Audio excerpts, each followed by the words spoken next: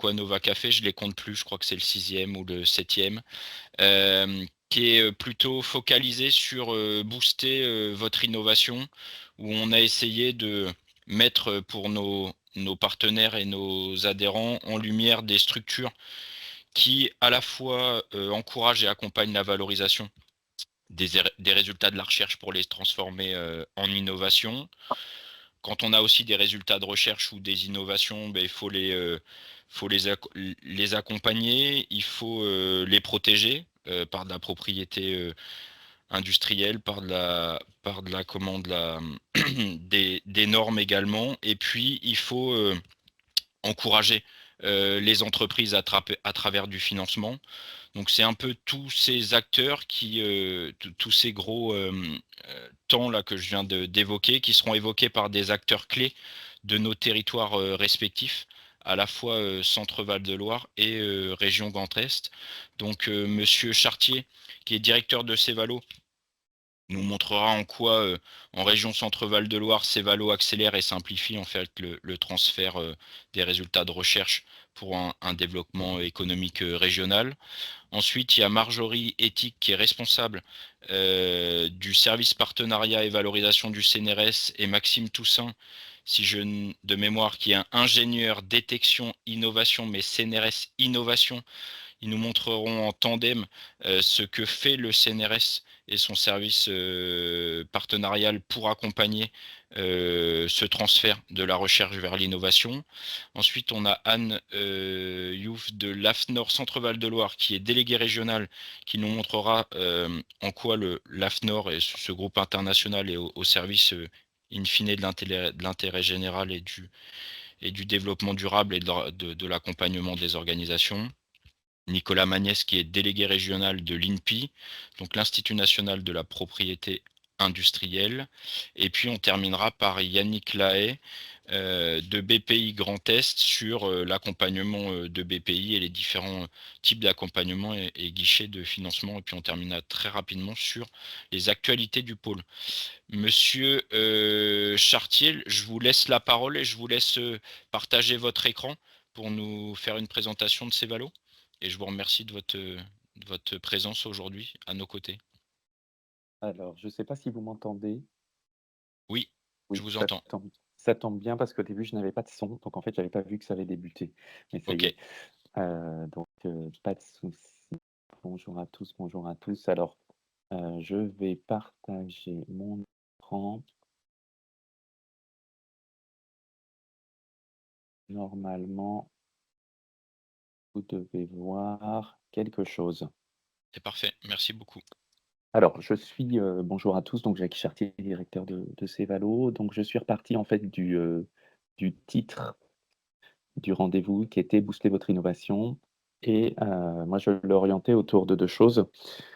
Principalement, booster votre innovation issue de la recherche publique, avec deux clichés, parce que je suis quelqu'un qui aime bien les clichés en amont, qui étaient donc que faire de cette découverte quand un chercheur trouve quelque chose et comment innover pour la problématique de l'entreprise, que je pourrais aussi résumer d'une autre manière, qui va être finalement la question du résultat de la recherche publique vers le transfert vers une entreprise existante ou une start-up. Je pense que les parties prenantes, que ce soit des acteurs académiques ou que ce soit des acteurs industriels, ont une connaissance de la capacité qu'on peut avoir à collaborer avec un acteur académique. Alors, je parle des contrats de collaboration, des projets financés par les régions, de l'intégralité des dispositifs existants pour permettre une collaboration publique-privée, c'est-à-dire un partage de moyens et de ressources entre un partenaire industriel et une collectivité et un laboratoire de recherche publique. Moi, mon point de focus, il est évidemment sur la partie recherche publique et sur la partie transfert de technologie. Et c'est pour ça qu'ici, je parle du résultat de recherche publique. Le rôle de Cevalo, en fait, et que je vais associer en fait au rôle des SAT aussi, puisque du coup, Cevalo, c'est pour la région Centre-Val de Loire, mais vous allez voir que des SAT, c'est pour les autres territoires. En fait, ils ont pour objectif d'accompagner le transfert des résultats de la recherche publique. Donc pour nous, un résultat, ce n'est pas une intention de collaboration entre deux partenaires, mais c'est bien quelque chose qui résulte d'un travail et qui est, j'allais dire, potentiellement palpable. Alors il n'est pas forcément breveté au départ, c'est pas forcément quelque chose qui est finalisé, mais en tout cas, c'est ce que j'appelle un truc, parce que je vais l'appeler comme ça, c'est plus clair. C'est un truc qui finalement résulte de travaux d'un laboratoire de recherche, seul ou avec un tiers. Et puis en règle générale, de l'autre côté, l'industriel, lui, il est en capacité d'exploiter ce résultat-là. Donc pour booster son innovation, il dirait, moi, ça me plairait bien d'avoir ce résultat-là, mais actuellement, il est absolument pas mature. Et la maturité de ce résultat-là fait que je ne m'y intéresserai pas. C'est souvent donc, le rôle de Cevalo, tout comme le rôle des SAT à l'échelle du territoire, c'est vraiment d'investir pour convaincre un industriel du potentiel technico-économique du résultat de recherche. Donc concrètement, c'est de dire il faut mettre plusieurs milliers, voire centaines de milliers, voire parfois des millions, pour tenter de monter et d'augmenter la maturité. Là, je vous ai présenté cette représentation sur la base de l'échelle TRL, donc pour finalement monter la maturité du résultat de recherche vers une, un outil ou l'évolution de ce résultat qui permet finalement à l'industriel de s'approprier et de considérer que la démonstration qu'il a devant lui permet de commencer à mettre un investissement non négligeable pour réfléchir peut-être aux contraintes de pré-industrialisation, d'industrialisation, etc. Et en fait, notre objectif, c'est vraiment de couvrir ce que j'ai représenté avant comme étant la vallée de la mort. Si je fais rapidement un petit focus sur Cevalo, donc Cevalo, c'est une couverture à l'échelle de la région Centre-Val de Loire. Cevalo, c'est une structure, de la même manière que les SAT, qui intervient pour le compte de ses membres. C'est-à-dire qu'en fait, une SAT, tout comme le consortium Cevalo, intervient à l'échelle de son territoire pour les établissements de recherche de son territoire. On a l'université, on a les deux universités du territoire, on a l'INSAC, une école d'ingénieurs Centre-Val de Loire, on a les organismes nationaux de recherche, le CNRS, l'INSERM, l'INRAE, le BRGM et le CHRU de Tours et bientôt le CHU d'Orléans. On dispose d'un budget d'investissement qui vient dans le cadre de France 2030 avec un cofinancement dans le cadre de fonds FEDER. Et on est ce qu'on appelle à un moment donné membre fondateur des pôles universitaires d'innovation, puisque je vous rappelle que les pôles universitaires d'innovation étaient un appel à proposition fait par l'État qui visait finalement une nouvelle fois à renforcer le partenariat entre le public et le privé et à permettre d'accentuer le transfert des résultats de recherche vers le monde de l'entreprise. Donc forcément, à l'échelle de notre territoire, Cevalo est membre fondateur du pôle universitaire d'innovation Urbalinov, tout comme l'ensemble des pôles et clusters qui sont couverts par le territoire, dont finalement Aquanova pour la région Centre-Val de Loire est un membre du pôle universitaire Loire-de-Vallée Innov, et je pense qu'il en est de même pour la partie plutôt Rhin. Et on est évidemment en relation avec les incubateurs, les pôles et clusters de l'écosystème territorial. Je vous ai remis là la carte nationale des SAT et des SATE, parce que comme je l'ai dit, alors SATE, c'est un peu le mot qui est barbare et qui est utilisé pour les dispositifs comme Cevalo. C'est juste pour que vous ayez la vision de vous dire que si l'entreprise est basée sur la région centre ou sur la région plutôt Alsace et Grand Est, en fait, au final, si des travaux de recherche venaient d'autres acteurs, d'autres laboratoires du territoire national, en fait, ce serait la SAT locale qui devrait essayer de couvrir cette notion de vallée de la mort. C'est toujours intéressant de savoir que finalement, il y a tout un périmètre qui existe. De la même manière, les technologies issues des SAT et des acteurs comme Cevalo sont accessibles sur la plateforme que je vous ai mis Tech-365, qui vous permet finalement d'aller un peu explorer les innovations issues de la recherche publique et essayer peut-être de découvrir ce qui pourrait potentiellement vous intéresser. De la même manière, si c'est plutôt un besoin très spécifique, il ne faut pas hésiter à revenir vers nous, sachant que notre objectif est plutôt un travail autour de d'une technologie existante, là où on pourra aussi vous mettre en relation avec des acteurs de la recherche. J'en ai parlé tout à l'heure, donc je ne vais pas forcément aborder cette question pendant très longtemps pour éventuellement avoir un peu de questions-réponses si jamais c'est nécessaire. Le transfert de technologie, comme je l'ai dit, c'est le transfert d'un résultat de recherche vers le monde de l'innovation, avec la mission qui fait partie de la 3e mission des universités. C'est pour ça qu'on dit que c'est une mission de la recherche publique. Et puis, notre objectif, puisqu'on est un investisseur, comme je le disais, qui est en capacité d'investir. Alors pour, répondre à une question qui vient souvent, le plus petit projet dans lequel on a investi, nous, à l'échelle de notre territoire, c'est 25 000 € et le plus gros, c'est 602 000 €. Notre objectif, c'est bien d'étudier un projet sous l'angle de 3 prismes. Le marché, l'usage qui nous est souvent donné par l'acteur industriel, s'il est d'ores et déjà existant et qu'il vient nous voir. La propriété intellectuelle, parce que c'est le vecteur de transfert et je pense qu'il y a des gens plus spécialistes que nous qui vont pouvoir, parler de la propriété intellectuelle, ce matin et l'état de la technologie et l'état du résultat scientifique, parce que c'est bien celui-là qui nous permet d'avoir, une base solide dans cette action de transfert et de licensing. On est bien un investisseur, cela veut dire qu'on prend un risque, c'est-à-dire que si à la fin du projet, tout se passe bien, on est très content, l'entreprise exploite, il y a un jeu de redevance qui est versé à la partie, donc aux établissements, donc à Cevalo qui a joué les jeux ou à la SAT. Si par contre à la fin, le projet, il marche pas, rien ne fonctionne et pourtant on a fait tous nos meilleurs efforts, bah, c'est un investissement et tant pis, l'investissement est perdu. C'est pour ça qu'on ne voudrait pas non plus avoir trop d'investissements qui sont pas perdus. Voilà ce que je pouvais voilà ce que je pouvais un peu vous communiquer sur les quelques minutes qui m'étaient données, dans le but d'essayer plutôt d'ouvrir sur la partie vraiment, action de transfert, même si on sait explicitement aussi que ce qui peut intéresser des partenaires industriels dans la relation public-privé pour distiller les innovations, c'est aussi le côté partenariat. Et on sait que ce sont souvent des choses qui sont parfois plus connues que l'accès finalement à des financements pour du transfert technologique. Merci beaucoup monsieur Chartier. Est-ce qu'il y a une ou 2 questions brûlantes à l'écran? Je vais avoir une question, Alexandre Huchon, EFS. On a déjà fait quelques partenariats. Quand vous parlez de redevances, est-ce que vous faites des redevances en fonction du nombre de produits vendus ou est-ce que c'est forcément des redevances fixes? Globalement, c'est un pourcentage du chiffre d'affaires généré, c'est-à-dire qu'on va se mettre d'accord soit sur du milestone à un moment donné, par exemple, le franchissement d'un cap dans le statut d'un produit pourrait être, ça y est, il a obtenu un marquage CE, ça y est, on a obtenu, j'allais dire, la délivrance d'un titre dans un pays, peut permettre parfois, ou ça y est, on a obtenu la norme, le standard, etc., peut nous permettre à un moment donné de franchir un jalon fixe. Par contre, le reste, c'est vraiment sur la redevance proportionnelle au chiffre d'affaires Au généré, chiffre quoi. d'affaires. Ouais, c'est très bien. OK. On n'est pas là, on est vraiment là pour une logique win-win et pas pour une logique de plombage. Oui, oui. On a eu quelques soucis avec des SAT justement sur ce sujet-là. C'est pour ça que je revenais sur ce point, mais c'est parfait dans ce cas. Merci bien.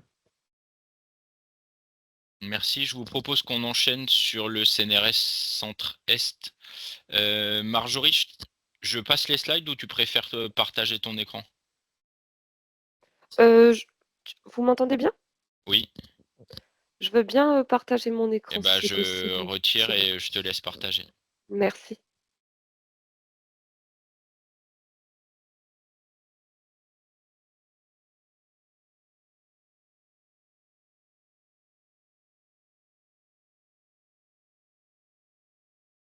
Est-ce que vous voyez? Oui, par contre, on voit pas on est en mode, PowerPoint, on n'est pas en mode présentation. OK, alors attends. Je vais faire comme ça.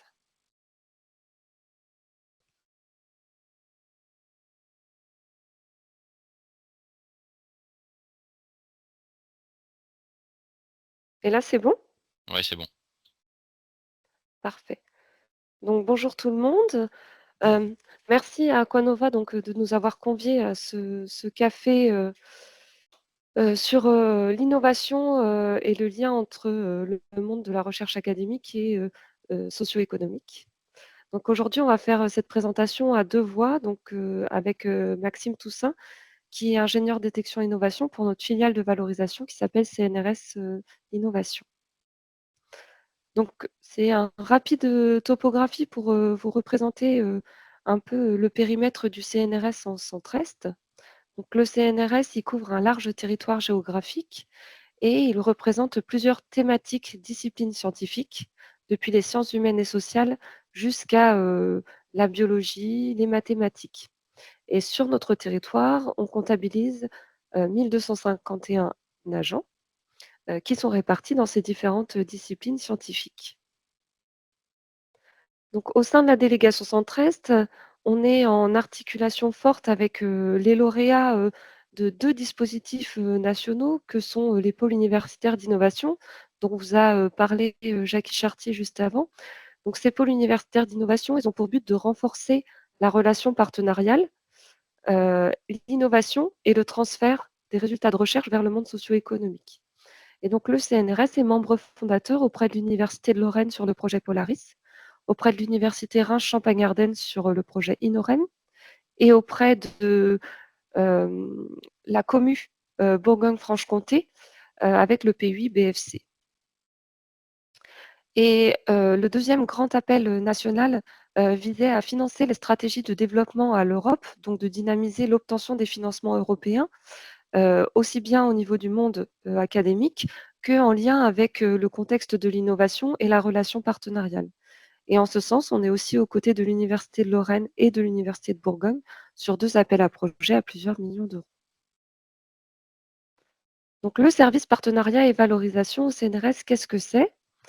Donc c'est un service qui a 2 grandes missions.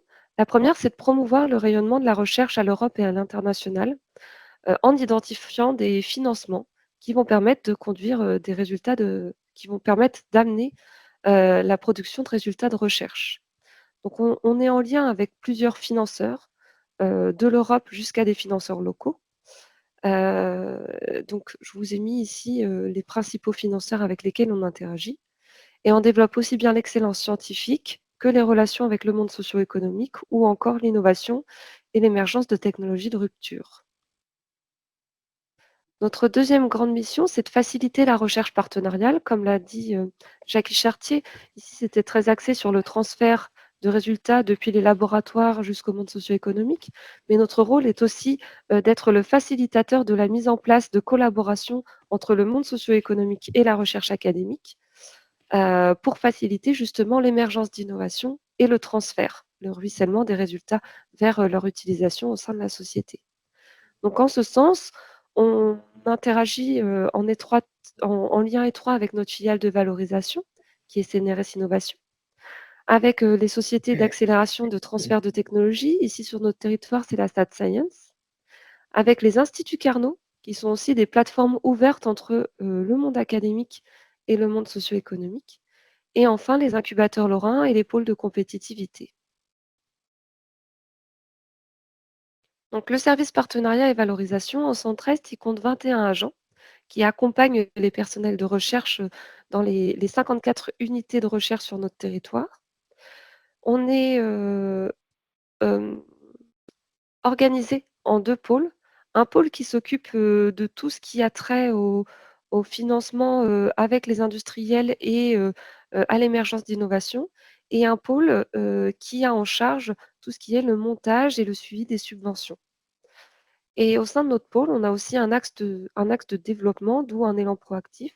On a un développement avec des personnels qui vont aller promouvoir les actions de financement européens dans les unités et auprès des partenaires, et des développeurs qui vont être axés plus sur les détections d'innovation, les potentiels d'innovation et les capacités de transfert qui sont dormants dans nos unités et qui pourraient être un bénéfice pour la société. Donc, je vous ai remis une petite frise de comment ça se passe quand on rentre par la porte d'entrée du service partenariat et valorisation pour la mise en place d'un projet, que l'on soit un partenaire industriel où on cherche à travailler avec une unité de recherche ou un chercheur dans un laboratoire qui cherche à construire un projet avec d'autres partenaires. On l'aide à trouver le meilleur financement possible. On l'accompagne au montage de son financement. Une fois que le projet est obtenu, on s'occupe de toute la phase de contractualisation, de la justification du suivi du projet et de la phase de valorisation avec tout ce qui est protection des données et la phase de perspective et d'exploitation avec soit du transfert qui peut passer par du licensing, soit la mise en place d'une start-up issue des résultats acquis pendant le projet. Donc, on mobilise plusieurs outils pour conduire la valorisation de la recherche. Et un des outils principaux qui est utilisé comme lien fort, articulation forte entre les partenaires industriels Et les laboratoires de recherche, ce sont ce qu'on appelle les laboratoires communs. Je vous ai mis ici une cartographie, alors elle n'est pas exhaustive, de quelques laboratoires communs qu'on a sur notre territoire et qui en fait sont des plateformes facilitées de transfert de résultats de la recherche vers le monde industriel. On met aussi, comme vous l'a présenté Jackie, sur l'échelle de TRL, donc Technology Readiness Level, donc l'échelle de maturité technologique d'un résultat de la recherche, en place des actions de prématuration, c'est-à-dire qui visent à financer de l'idée jusqu'à la mise en place d'une preuve de concept. Et ce dispositif de prématuration est financé largement par le CNRS, en moindre mesure par la SAT avec laquelle on travaille, puisque pour le rappeler, le périmètre de la SAT Science et de toutes les SAT, c'est plutôt de conduire de la maturation. Mais pourquoi on a décidé de travailler main dans la main avec eux? C'est surtout pour mettre en évidence le continuum d'accompagnement qui va s'opérer entre le CNRS sur la prématuration avant de basculer en maturation à la SAT Science.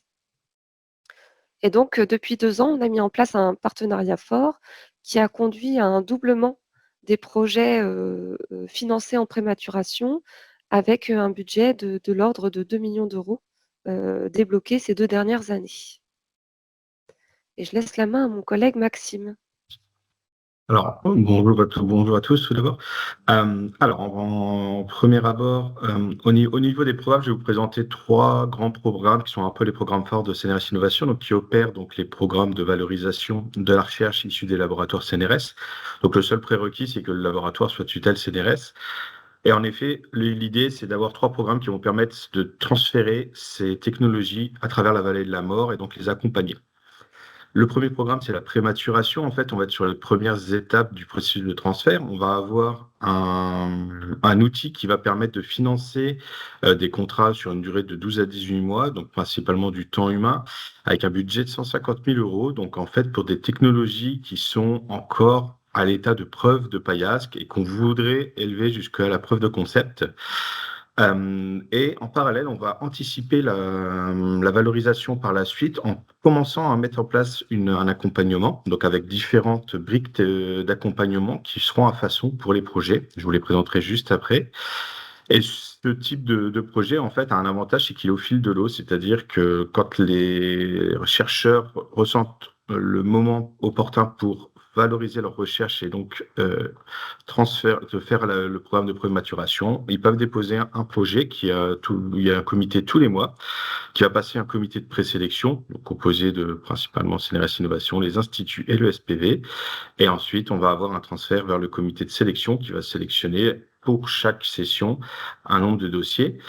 Au niveau alors la diapo suivante, au niveau donc des accompagnements, comme je vous ai dit, c'est différentes briques qui vont être à façon, c'est-à-dire que si on a des chercheurs qui sont déjà des fins stratèges de la valorisation, on va pas trop les accompagner sur la partie transfert industriel, mais par contre, si ce qui les interroge au moment où ils ont besoin de nous solliciter, c'est plus l'identification de clients ou de besoins, à ce moment-là, on va les accompagner. Donc ça, c'est principalement pour la partie amont du transfert de la valorisation. Comme Marjorie l'a expliqué, ensuite, souvent les programmes vont passer par la SAT pour la partie maturation, puisque nous, CNRS Innovation, nous n'intervenons pas à ce moment et c'est en ça que nous sommes complémentaires avec les SAT. Et à l'issue de la maturation, on va pouvoir intervenir le deuxième programme, qui est le programme RISE. Ah, d'accord, non, parce que je tapais sur le clic tout à l'heure, comme j'ai vu dans le je me dis merde, j'espère que OK. On entend quelqu'un parler. Ouais, le programme RISE. Ouais, j'ai désactivé, c'est bon. Merci. Le programme RISE, qui est en fait un programme qu'il faut vraiment voir en fait comme un programme d'accompagnement pour l'acculturation à l'entrepreneuriat pour les chercheurs. En fait, l'idée, c'est qu'on va accompagner des projets pendant 1 an, qui vont être des projets soit de start-up, soit des jeunes start-up qui ont moins d'1 an, qui reposent sur des travaux valorisés du CNRS. Il faut que le CNRS soit copropriétaire de la propriété intellectuelle valorisée dans tous les domaines, avec 2 promotions par année et environ 10 à 15 promotions accompagnées. Ce programme, donc la diapo suivante, s'il te plaît, Marjorie.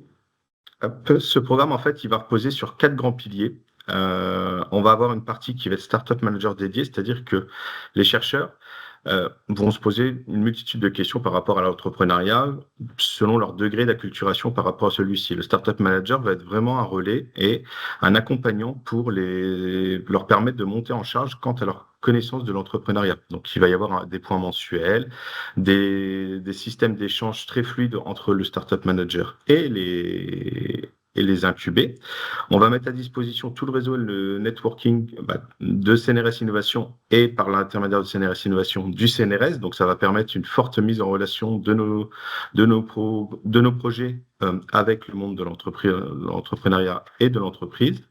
Et on va surtout les accompagner à travers des formations pour leur permettre vraiment de se former sur l'entrepreneuriat et lors de leur entrée en accompagnement dans des structures d'incubation, avoir déjà tous les outils en main pour pouvoir diffuser leur start-up. On a 6 grands piliers, donc on va travailler avec eux sur la structuration, soit de l'équipe, soit de l'équipe, de la propriété intellectuelle, du business, de l'écosystème et du produit et du financement. Et j'insiste beaucoup, c'est à façon, c'est-à-dire que dès le début du programme, on va faire un bilan avec eux, on va dire, OK, vous avez déjà une équipe, on n'a pas besoin de travailler dessus. Par contre, votre business plan, il a besoin d'être travaillé pour que quand vous allez aller dans des incubateurs, pouvoir défendre vis-à-vis des business angels. Donc, on va axer l'accompagnement sur ce point. Inversement, une startup qui n'a pas d'équipe, on va plus l'accompagner sur la structuration de cette équipe. Donc, c'est vraiment ce qui est intéressant dans ce programme, c'est qu'on va pouvoir vraiment faire du sur-mesure pour les incuber. Et bien sûr, tout ceci se fait en complémentarité avec les acteurs de l'écosystème de l'innovation, puisque en fait, on va pouvoir avoir des causes d'accompagnement avec notamment les incubateurs. Et tout ceci est coordonné avec la SAD, puisque au fur et à mesure de l'évolution des programmes, que ce soit par la prématuration, la maturation, puis le transfert, on va avoir régulièrement des réunions pour pouvoir accompagner au mieux les projets. Pour terminer, on parle beaucoup de programmes qui ont une valeur de merchandising, c'est-à-dire qu'on va avoir une commercialisation avec une valeur qui va être une valeur monétaire. Mais le CNRS a fait le choix, depuis l'année dernière, de développer un programme. Alors, c'est pas le programme RISE, c'est le programme PIS. C'est une erreur de ma part. Je n'ai pas changé le R en P, qui lui va valoriser les projets à impact sociétal et environnemental. Donc, rapidement, je vais vous le présenter. Est-ce que tu peux me mettre la deuxième? Donc en fait, l'idée, c'est que beaucoup de laboratoires vont avoir des projets qui vont pouvoir s'adresser à des collectivités locales, des ONG ou des entreprises, mais qui n'auront pas de valeur marchande à proprement parler. Donc l'idée, c'était comment valoriser ça. En fait, on va construire une viabilité à ces innovations sociétales en les faisant rentrer dans ce programme où on va avoir un accompagnement par une équipe dédiée et un budget qui va permettre de monter en TRL le programme. Donc cette fois-ci, on ne parlera plus de TRL, on parlera de SRL, puisqu'on va remplacer la technologie par la société, donc d'où le remplacement du S par le T. Et ça va s'adresser à tous les laboratoires en co-tutelle CNRS. On va s'adresser à des programmes qui sont sur une SRL entre 0 et 6, donc c'est exactement le même fonctionnement que la TRL, on va jusque 9, et qui ont un besoin en fait d'être accompagnés pour sortir de ces sentiers de la valorisation. Donc ça va passer soit par des accompagnements financiers avec une enveloppe qui va jusqu'à 300 000 euros sur des durées de 36 mois, donc recrutement par exemple de personnes en CDD sur des programmes pour permettre leur diffusion, leur montée en charge, ou tout simplement la mise en relation avec des structures et l'accompagnement dans la partie contractuelle. C'est tout bon. Oui, effectivement, et peut-être pour vous faire rendre compte un peu plus terre à terre de ce qu'apporte un accompagnement PIS, donc pour les projets à impact sociétaux et environnementaux, c'est par exemple l'exemple du Nutri-Score. Le Nutri-Score, il ne serait pas sorti des laboratoires s'il n'y avait pas eu un accompagnement spécifique pour un bénéfice apporté à la société. Donc, c'est un des exemples de financement en fait des programmes à impact sociétaux et environnementaux. Et puis, donc, on conclut cette présentation par les chiffres clés au sein de notre service. Donc, on comptabilise 22 laboratoires communs au CNRS Centre-Est, 10 prématurations financées depuis 2 ans avec 2 millions d'euros, 5 startups accompagnées depuis 2021, 120 projets qui sont subventionnés et qui intègrent aujourd'hui 300 partenaires industriels, qui ont engendré en fait un flux financier de 36 millions d'euros pour le CNRS Centre-Est Et donc, au sein de ces 300 partenaires industriels bénéficiant de subventions, 30% sont des partenaires industriels français. Et on vous remercie pour votre attention. Merci Maxime, merci Marjorie. Est-ce qu'il y a une question par rapport à la présentation? Alors moi j'en ai une où je pense avoir la réponse, mais comme on a, enfin c'est même pas une question, mais comme on a des membres qui sont un peu France entière, je suppose que chaque membre peut se rapprocher de sa délégation territoriale CNRS pour avoir peu ou prou la même démarche. Oui, et on ne vous en a pas parlé ici pour pas flouter le message, mais on a aussi une direction des relations aux entreprises qui est organisée par filière marché. Donc, on a une filière eau, on a une filière énergie, on a une filière matériaux, on a des filières aéronautiques. Et donc, en fait, effectivement, les partenaires aussi industriels peuvent s'adresser aussi directement à la direction des relations aux entreprises qui va pouvoir faire la coordination au sein des différentes délégations régionales pour trouver les partenaires, les laboratoires, les unités qui seraient les plus packaging pour répondre à leurs demandes, si je peux dire comme ça. Et sinon, bien sûr, qui peuvent se rapprocher de chaque délégation de proximité. Super, merci beaucoup.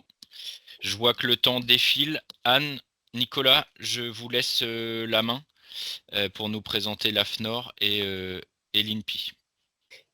Oui, bonjour. Oui. Bonjour. T'es là, Nicolas? Ouais, Oui. parfait. Effectivement, on souhaite partager avec vous un projet d'accompagnement en collectif qui a émergé d'une idée de collaboration avec Aquanova, notamment en Centre Val-de-Loire et Grand Est.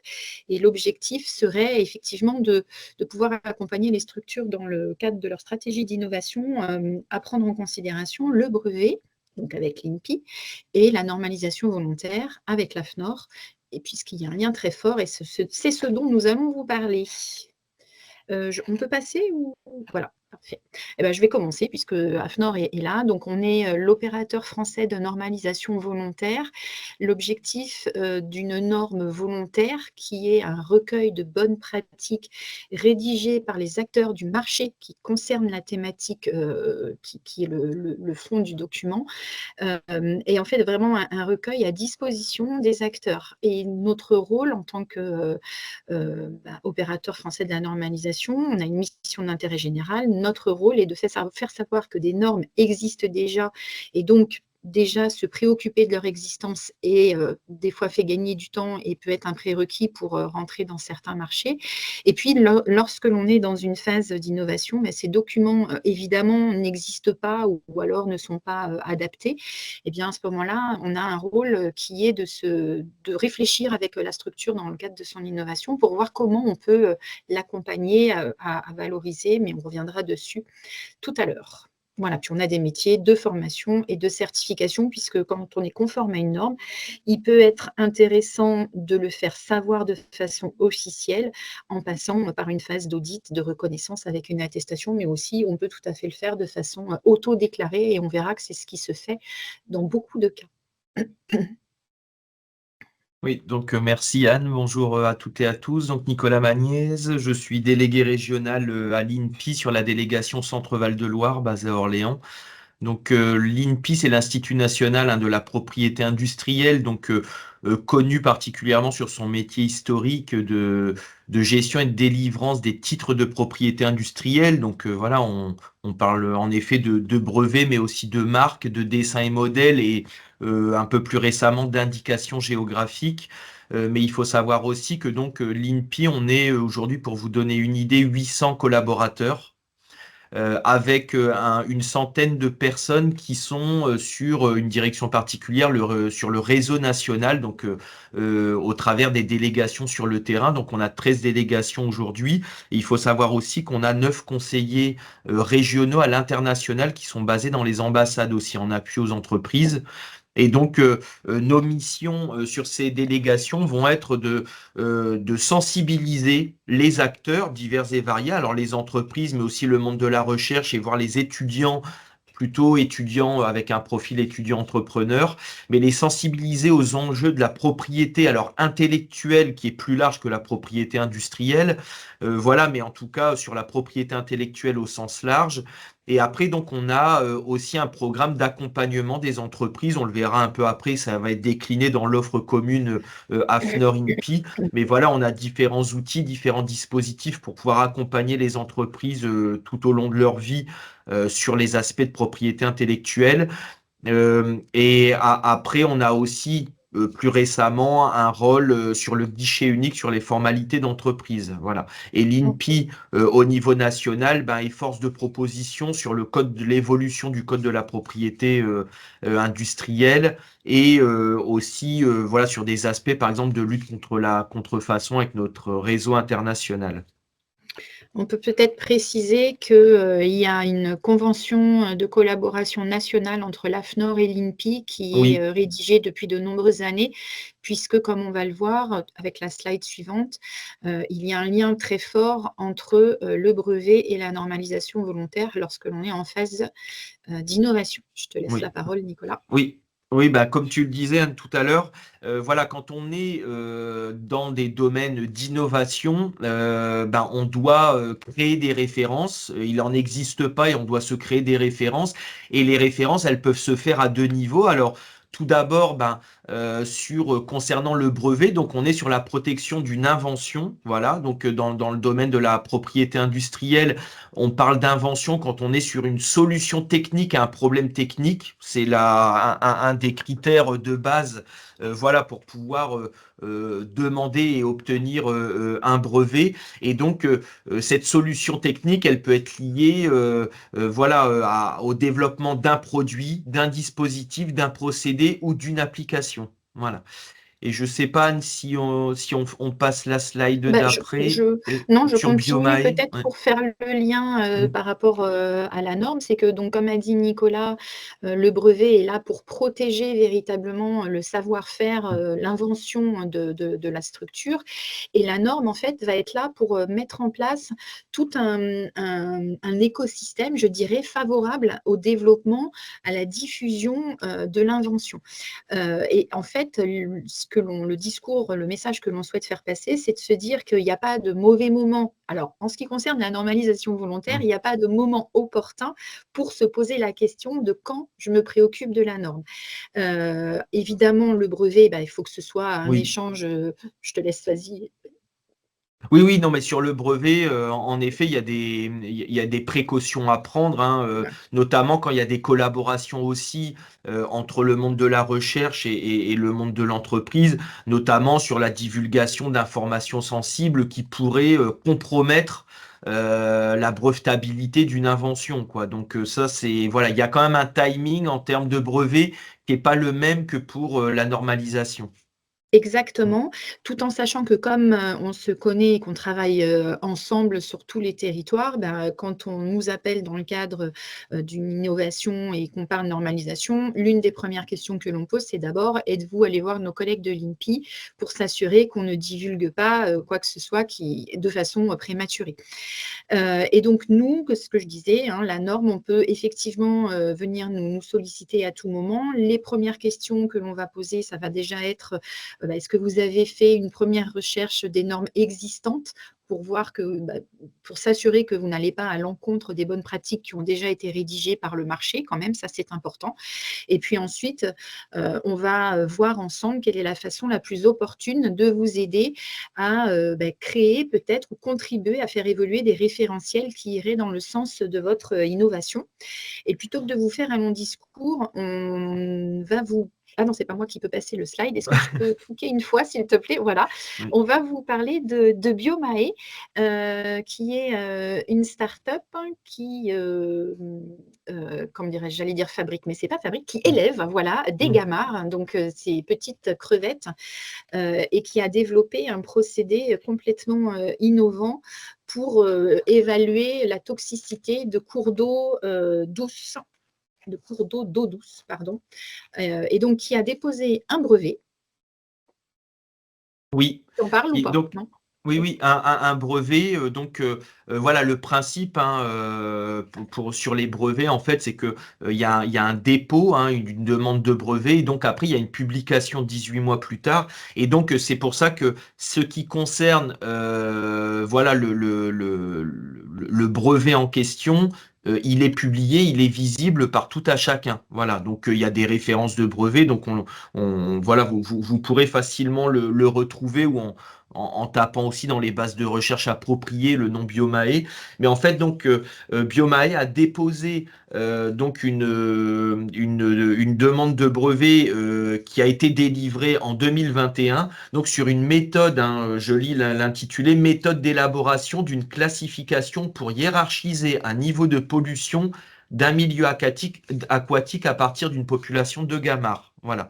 Donc, ils ont fait cette demande, ça a été accepté. Et donc, aujourd'hui, ils sont protégés, hein, leur méthode est protégée par un brevet. Et donc, comme tout brevet, ça confère un monopole d'exploitation sur un territoire donné. Voilà. Si on dépose un brevet en France, on est protégé en France. Si on étend cette protection à d'autres pays, bah, on étend sa protection aussi sur les zones concernées. Voilà. Mais en tout cas, cette méthode fait l'objet voilà, d'un brevet. Et c'est aussi, pour information, un brevet avec une cotitularité, c'est-à-dire qu'il y a deux déposants. Il y a la société Biomae avec l'INRAE, avec lesquels ils avaient justement collaboré. Voilà.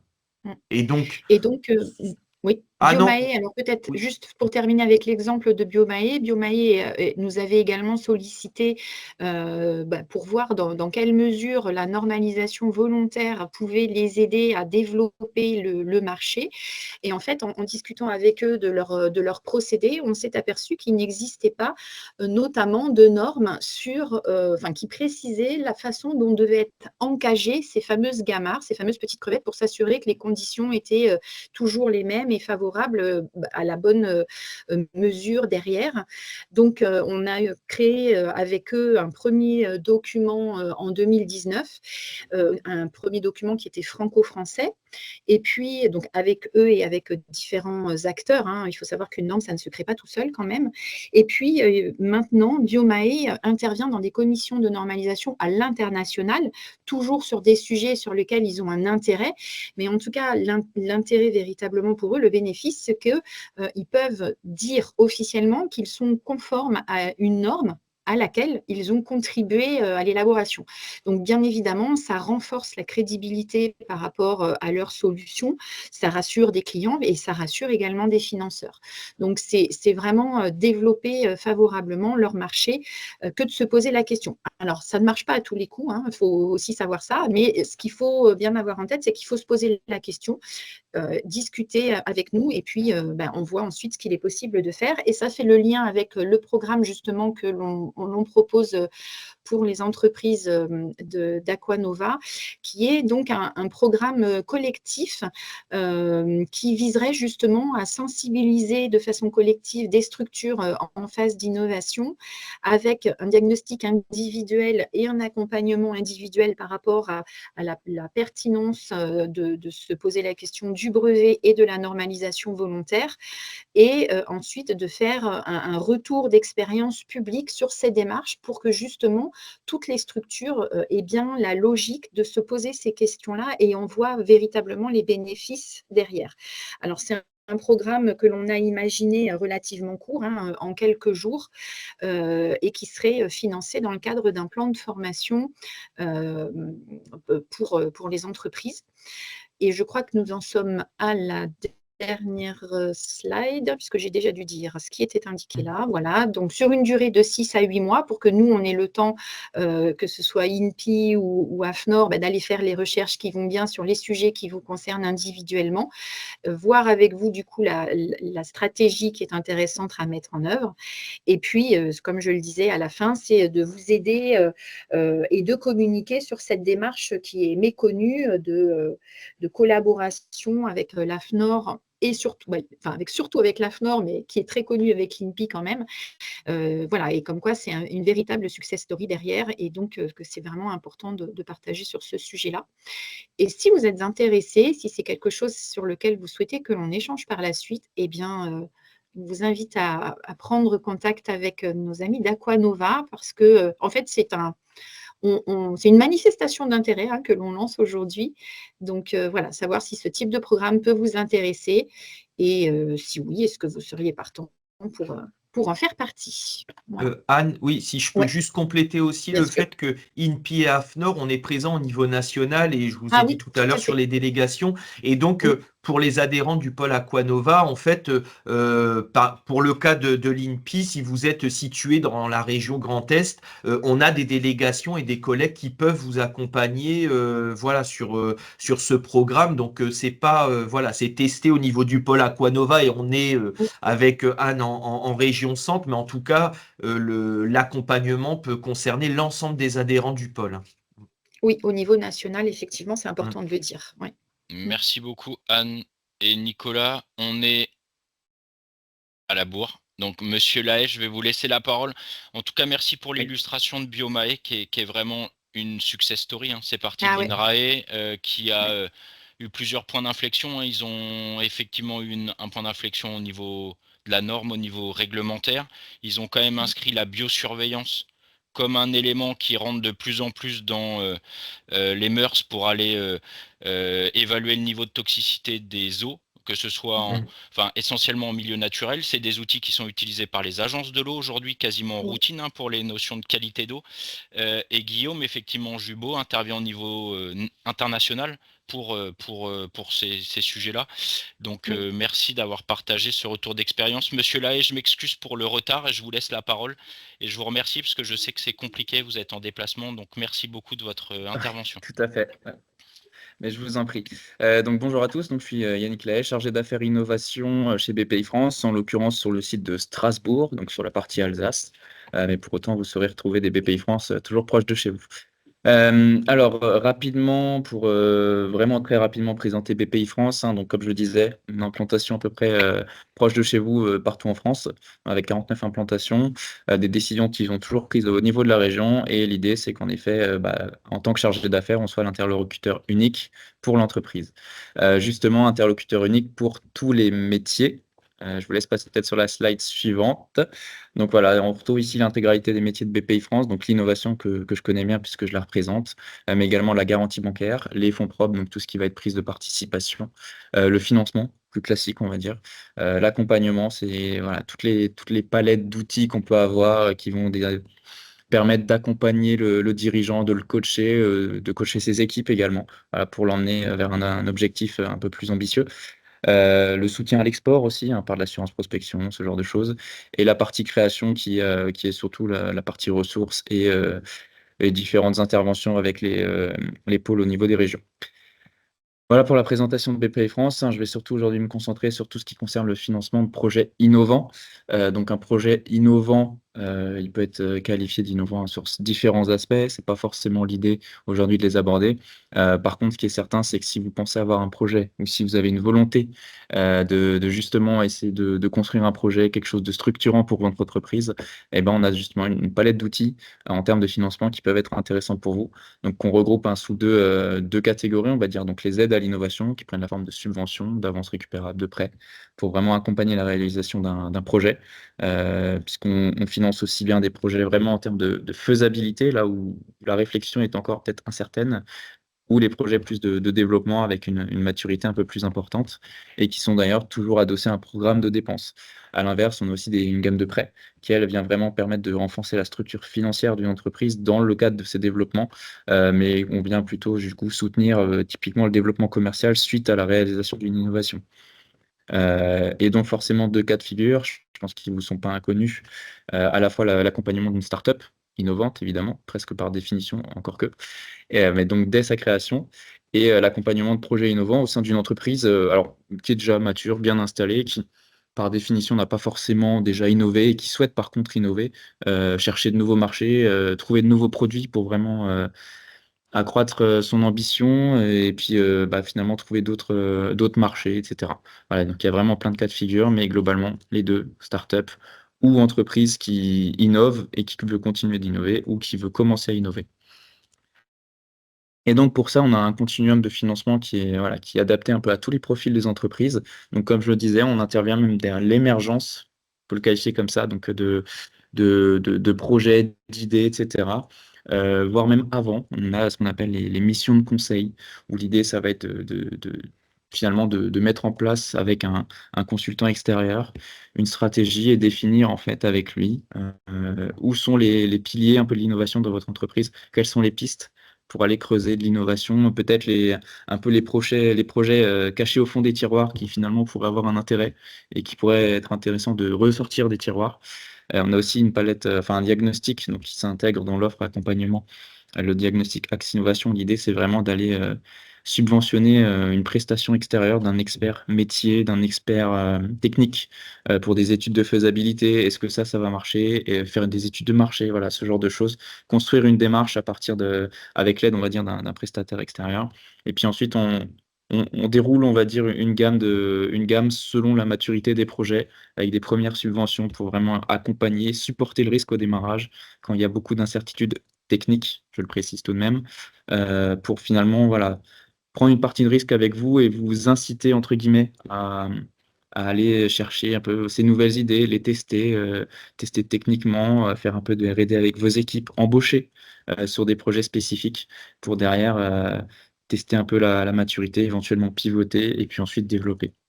Et justement, en parlant de développement, donc là, on arrive dans la catégorie amorçage avec une gamme de prêts pour financer sa R&D. Donc des prêts dédiés vraiment à la R&D avec finalement des capacités d'intervention qui sont assez larges en fonction des entreprises, de leur taille, de leurs besoins, évidemment. Mention spéciale aussi sur celui qui est qualifié de prêt innovation industrie. Vous le savez sûrement, BPI France est très engagé dans la démarche de réindustrialisation de la France. Et donc, pour ce fait, on a notamment un nouveau prêt qui va vraiment financer des industries, hein, et avec un taux extrêmement intéressant pour le coup, bonifié à l'occasion. J'en parle très rapidement également, c'est pas forcément l'objet aujourd'hui. Donc, c'est les aides au développement Deep Tech. Vous avez peut-être déjà entendu parler des projets Deep Tech. Donc, qu'est-ce que c'est la Deep Tech? C'est finalement des projets d'innovation de rupture, souvent sortis des laboratoires et qu'on veut amener sur le marché, qui apportent une vraie valeur ajoutée sur leur marché et qui sont aujourd'hui, voilà, c'est des positions assez disruptives finalement, où c'est des choses que, voilà, soit qu'on ne connaît pas, soit qui sont vraiment à très forte valeur ajoutée, qui apportent vraiment quelque chose de différenciant par rapport à l'état de l'art. Donc c'est souvent très structurant, c'est souvent assez coûteux. Et donc l'idée, c'est aussi de pouvoir déployer des aides sur ces projets assez spécifiques. Plus rapidement, hein, sur les dernières étapes, donc on a des prêts dédiés pour financer l'industrialisation avec le prêt Nouvelle Industrie, où là l'idée c'est de venir financer une partie de votre nouveau site industriel, hein, notamment dans le cas d'une innovation. Ça peut partir finalement d'une petite idée, d'une petite faisabilité qui aboutit derrière à la création d'un site. Et puis ensuite, j'en parlais rapidement tout à l'heure, des prêts pour financer sa croissance plutôt commerciale, etc. Donc ce qu'on appelle les prêts innovation. Très rapidement, mais je l'ai évoqué en introduction, toute la gamme accompagnement donc pour coacher les entrepreneurs avec un catalogue de diag innovation que vous pourrez retrouver, hein, d'ailleurs sur le site BPI France. Et également pour accompagner les plus hauts potentiels, les projets les plus ambitieux.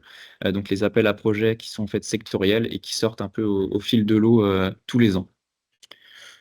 Voilà, globalement, je suis allé assez vite. C'est vraiment l'idée de vous donner un peu un aperçu de ce qui peut être fait chez BPI France, sachant que voilà, l'idée, c'est vraiment de retenir qu'on intervient aussi bien sur des projets de très faible maturité, voire presque des idées des fois, et les sortir des tiroirs, comme je disais tout à l'heure, et puis on peut les accompagner sur toute la durée d'un projet jusqu'à sa commercialisation, son industrialisation, etc. Donc, je peux vraiment vous inciter à prendre contact avec vos relais régionaux que vous saurez trouver, je pense, assez rapidement, sachant que vous avez la possibilité sur le site BPI France de simplement faire une demande de mise en relation. Vous serez directement adressé aux personnes concernées proches de chez vous. Et donc voilà, ce sera vraiment là, de cette façon-là, que vous pourrez avoir le meilleur accompagnement et le meilleur échange finalement pour bien comprendre le besoin et donner les bonnes orientations avec le chargé d'affaires qui s'occupera de vous. Voilà. Merci beaucoup, Monsieur Lahaye. Je vous propose qu'on passe très rapidement sur 2-3 actualités de notre réseau. C'est aussi l'ADN de ces Aquanova Café de donner de l'information flash à nos adhérents sur de l'actualité brûlante. Émilie, je te laisse la main. En Bonjour 30 à secondes tous. chrono. 30 secondes chrono, on est parti. Mais alors, juste pour vous tenir informé que dans le cadre du projet Circuit Water, un appel à projet International Lump Sum est lancé. C'est un appel à projet qui pourrait vous permettre de financer des frais de déplacement ou d'hébergement, des frais d'inscription, des stands d'exposition, etc., etc. À l'international, avec comme zone géographique visée les États-Unis et le Canada. Voilà, donc vous voyez, c'est des tickets maximum de 2000 €, avec des projets, en gros, de maximum 3 mois, et l'éligibilité, c'est à destination des PME en sens européen du terme. Je n'aurai pas le temps de vous en dire plus, mais par contre, n'hésitez pas à me recontacter si vous voulez plus de détails sur ce sujet. C'est vraiment des dossiers très très simples à réaliser. Ça doit être 2 pages à 4, quelque chose comme ça. Donc je vous invite, si vous avez du déplacement à l'international prévu sur la prochaine année, revenez vers moi. On verra ce que l'on peut faire. Voilà, ce sera tout. Je crois que j'ai dépassé les 30 secondes. Merci beaucoup, Émilie.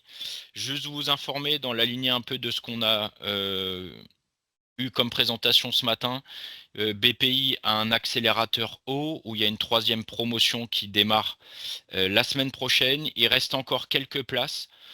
Donc n'hésitez pas à revenir vers nous ou directement à contacter Romane Bilbao, qui est la responsable de cet accélérateur, si vous êtes une structure du secteur de l'eau et que vous souhaitez avoir des informations sur ce que fait cet accélérateur et à quoi ça sert. N'hésitez pas pour après vous inscrire.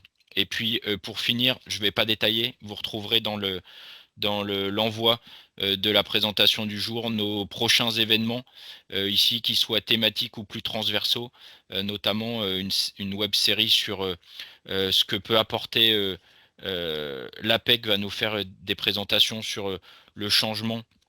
Aujourd'hui, les difficultés de recrutement au sein de nos entreprises, les difficultés de management, et puis en quoi les modifications climatiques et notamment et aussi numériques ont un impact sur nos métiers et comment ça transforme les formations et les compétences, et puis tout un tas de séries d'événements physiques ou distanciels sur des sujets beaucoup plus thématiques, et puis 2-3 temps forts sur lesquels vous pourrez nous retrouver ou retrouver indirectement des membres du pôle Enviropro, Carrefour des gestions locales de l'eau et Polytech.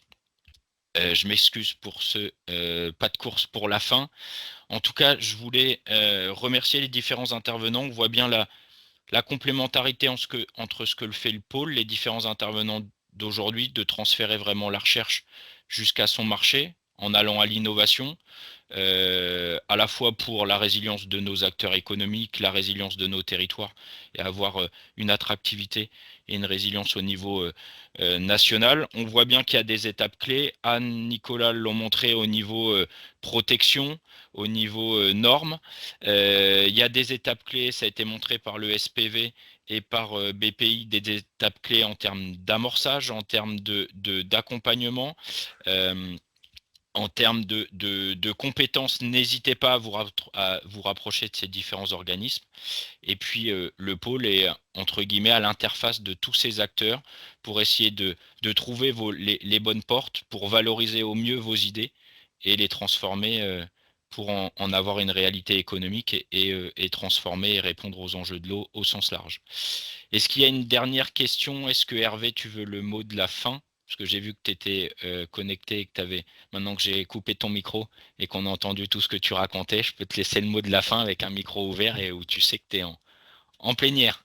Merci à tous en tout cas et toutes de vos interventions tout d'abord et de votre présence pour les autres. Un grand merci aux intervenants. Voilà. Un grand merci aux intervenants pour la richesse et la complémentarité de leurs interventions. Merci à vous. Eh bien écoutez, je vous laisse avec 10 minutes, 15 minutes que je prends sur mes épaules de retard, et je vous souhaite une bonne fin de journée et une bonne fin de semaine à toutes et tous.